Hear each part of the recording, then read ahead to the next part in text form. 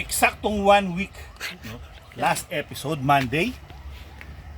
Ito yung feature natin na episode, ang paggamit ng sandals ng manok. Effective nga ang paggamit nito, pero yun nga lang, Marupo. madaling masira, 'di ba? Sabi ko naman madaling masira 'to nung ginamit ko. Ayan.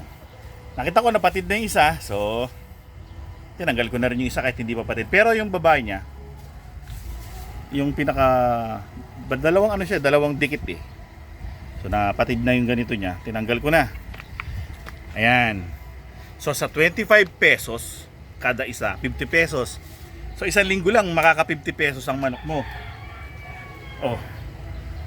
Every week 50 pesos sa loob ng isang buwan, 200 pesos ang gagastusin ng manok mo para gumaling lang yung kanyang tibak.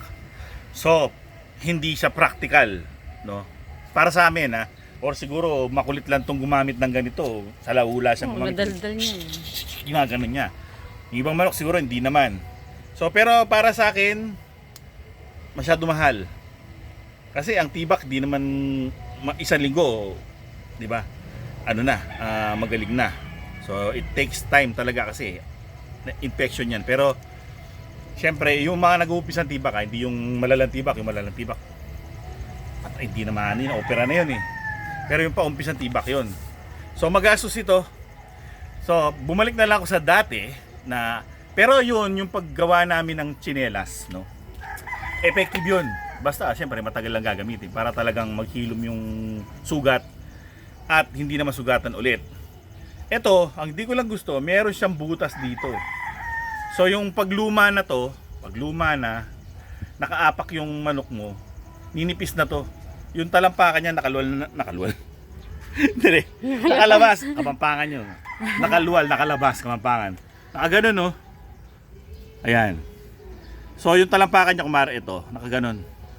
So pag may bato or yung lupa matigas, yung mismong sugat niya, Yung mismong area ng tibak niya. yan ang masusugatan pa. Di katulad nung ginagawa namin tsinelas ng manok. Sa unang episode, malayong episode na. So, meron kami nakitang ibang design nung paggawa ng tsinelas. So, napanood ko lang din sa ibang channel eh. Yun ang ginawa namin ngayon na design. Siyempre, try lang ba. Nakita ko na mas convenient siyang gamitin. Di katulad nung design namin na nilalagay sa daliri. Minsan, yung manok na napatid o kaya nagkamot o sa hapunan, so pag sumabit yung ilalim, natatanggal. Ito, parang secured siya. Ayan, yung nakita namin na ganitong design, sinubukan ko. Napakaganda yung fit niya sa paa ng manok. No, napakadaling gawin nito. So ganyan ang gagawin. Magbibilog lang tayo ng 4 na bilog gamit ang ballpen. Dali. Para makita natin. Kasi dun puti. Ito black. Black sa black. Yan. Kita ba dyan yung sulat? Yan, no? Tapos yung nakadikit lang, naka-overlap lang ng konti lang. Yon. Para hindi mahaba yung space pag gunupit mo. Ayan. So yun. Kita ba dyan? 4. Ngayon gugupitin natin yung 4 na yan. Gugupitin natin. Titrace lang natin yung pinagdrawingan. Ayan, o. Yan. Okay ba? Kita ba dyan? Yun, no? Tapos bubutasin mo ngayon yan. Ito, titira mo to. Or itong gusto mong itira, pwede. Basta 2 dikit, isang hiwalay. Ganitong pagbutas naman. Ginagawa ko ganito. Tinutupi ko sa gitna. Tapos ginaganyan ko para makapasok yung gunting. Kasi pag pwede mong gupitin na ganito, yung ganyan, tapos gugupitin mo ganun. Pero hindi pantay minsan yung butas. Ito mapapantay mo kasi gaganyanin mo. Medyo ano nga lang, kailangan maano ka lang, matyaga ka lang. At least di ka nabibili ng 25 pesos na sandals ng manok kasi kung gano'n ang gagawin mo, masyado magastos. Ayan.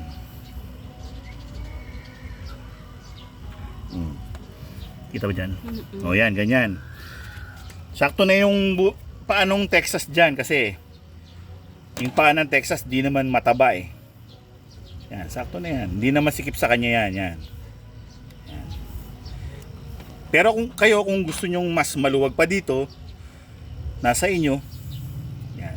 Maluwag na sa manok to kasi after ilang araw, mas luluwag pa yan eh. Hanggat di nyo nakukuha yung pinakabilog niya, o tuloy-tuloy lang naman eh. Yan sa bilog nyo lang mabuti. Yan, okay. So ganyan ang gagawin.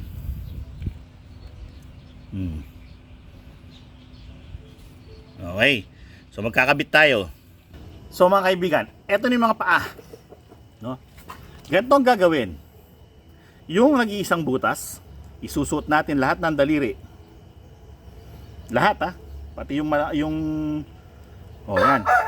Suot na lahat. Kailangan nasa pagitan siya ng tahid at daliri. Kita ba dyan? Tapos, gaganyan. Ilalapat sa talampakan. Isusuot yung pinakagitnang daliri. Ayun. Kita ba dyan? Ganyan sa talampakan. Tapos, gagano mo ng konti para makita. Pagkasuot, i-turn lang natin ulit. Ayun. Yan, ganyan. Tapos, isusuot na natin lahat ng daliri na naman.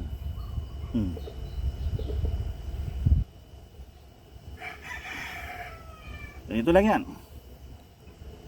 So, nakasuot na yung mga daliri. Dali lang. Medyo tight lang ng konti. Yan. O, diba? I-adjust mo lang ng konti. Yun. Oh, eto na siya. Ganyan po ang pagkakalagay. No? Walang masikip sa kanya. Maluwag lahat yan. Oh. Maluwag dito. Maluwag dyan. Maluwag. Oh. Pati dito sa center daliri, maluwag. Hindi na hihila yung web niya. Yung web ng paa niya. Tapos, in a few days, mas luluwag pa yan. Mas magiging komportable pa sa kanya. So, walang pagkakataon na mahihigpitan yung paa niya kasi hindi naman yan yan may space pa. Hinihila ko lang ng konti kasi nasa na dito eh. Yan Ayan, kita nyo po may space pa. Yan Okay. So, ganyan ang itsura ng tsinelas ng manok na ginagawa na recycled na lang yan. So, makakatipid ka, hindi ka na magbibili ng 25 pesos. O, diba? Tsaka tingnan mo naman, talampakan. Walang butas na lalabas yung talampakan. So, hanggang sa gumaling lang yung sugat, pwede mo na itong tanggalin para maganda na tignan yung manok mo. Wala nang nakaharang ng ganito. Kasi siyempre makati sa mata yan eh. Tignan mo. Ganito maglakad. Ang may tsinelas. Sige. Agka. Wow. Siga. Bah. Kasi hindi siya Habayano. naaanoy. Hindi siya naaanoy. Yan ang tatak niyan, Habayano. O, diba?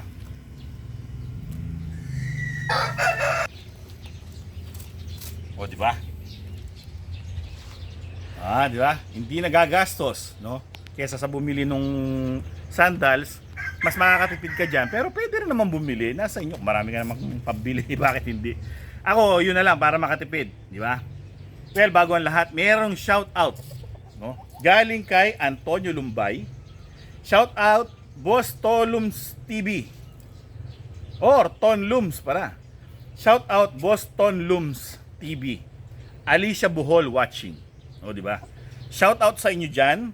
Sana kayo'y nag-enjoy sa aming mga video at salamat sa inyong suporta hanggang sa susunod na episode. Maraming salamat sa inyong panunood. Paalam! Paalam! Crocodile, magpaalam ka na. Bye-bye na, Crocodile. Crocodile, ano yung sinusulok mo yung sarili mo dyan? Crocodile. Love, love.